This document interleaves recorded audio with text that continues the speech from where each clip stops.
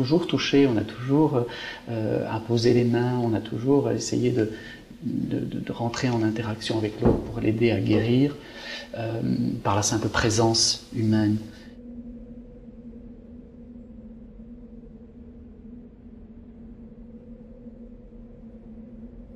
Et j'ai le sentiment que, en ce qui concerne la guérison, c'est un concept qui permet de faire le lien entre le corps et l'esprit. Et c'est pas par hasard, sans doute, que dans les cultures asiatiques, qui n'ont jamais séparé le corps de l'esprit, l'énergie est au centre des systèmes de guérison.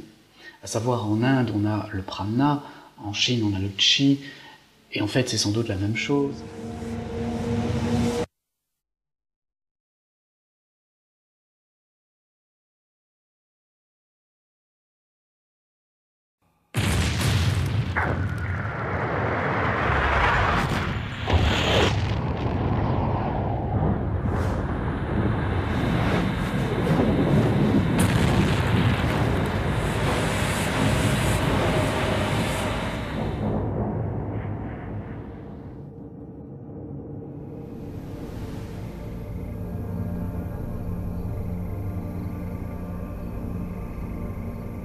Depuis la nuit des temps, certaines personnes ont une action bienfaisante et une influence apaisante et curative sur les êtres humains et les animaux.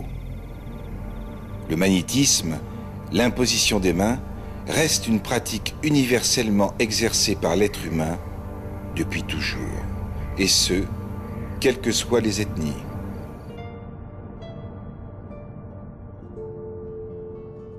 La doctrine médicale, à ses origines, est indissolublement liée à la doctrine religieuse.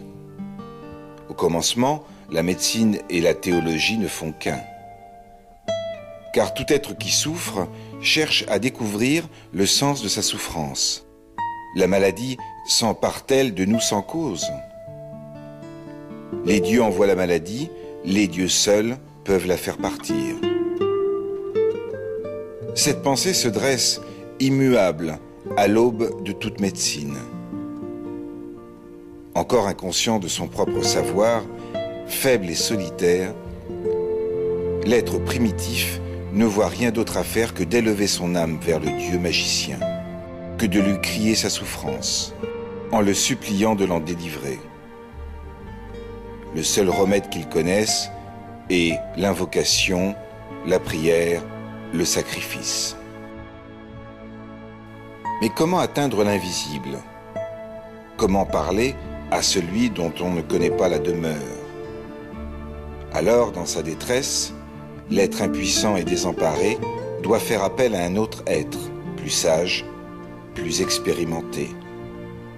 Et cet intermédiaire, au temps des cultures primitives, est toujours le prêtre. Lutter pour maintenir la santé aux premiers âges de l'humanité ne signifie donc pas combattre sa maladie, mais lutter pour conquérir Dieu.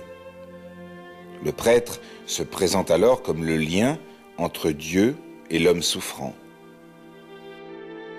Le premier vestige confirmant l'utilisation du magnétisme comme moyen curatif remonte environ à 1600 ans avant Jésus-Christ. Au XIXe siècle, au cours de fouilles à Luxor, l'égyptologue Georges Ebers découvrit un papyrus. La traduction des hiéroglyphes de ce papyrus révèle clairement l'action du magnétisme. Pose ta main sur la douleur et dis que la douleur s'en aille. Des preuves d'utilisation du magnétisme, de ses effets curatifs, jalonnent toute l'histoire. Les guérisons sont surtout exercées dans les temples. L'historien grec Diodore de Sicile, contemporain de Jules César, relate les cures miraculeuses qui s'y pratiquaient, ce que confirment les ex-voto qu'on a découverts sur les murs. Puis apparaît Jésus de Nazareth. Nous sommes en présence d'un événement grandiose d'ordre religieux, historique, culturel. Constatons qu'on nous le dépeint comme un magistral guérisseur. L'un des caractères essentiels des guérisons christiques est leur instantanéité. Les rois de France et d'Angleterre détenaient aussi le pouvoir de guérison par la main royale.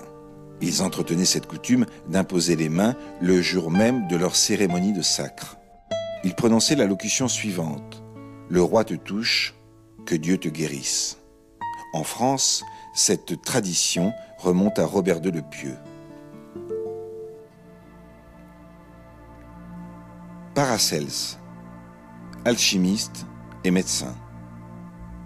Pour lui, l'équilibre physique est dû à une force à laquelle il donne le nom de manial et qui est le médecin interne du corps.